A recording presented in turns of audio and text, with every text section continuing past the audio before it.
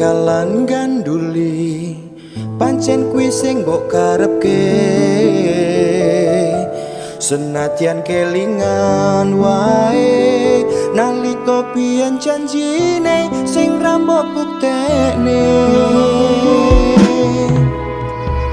Aku ora bakalan ganduli yen pancen wis dadi karepmu.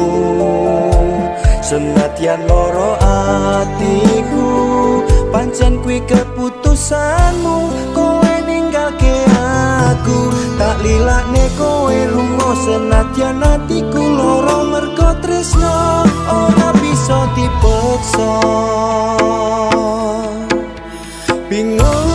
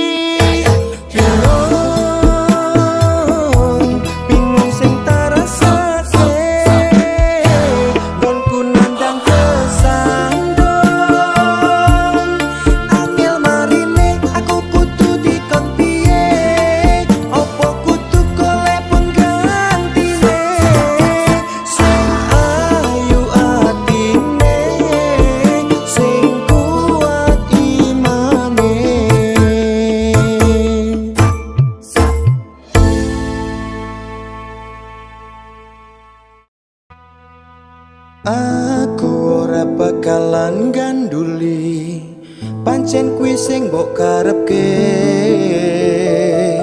Senadyan kelingan wae nalika biyen janjine sing ra mbok buktekne.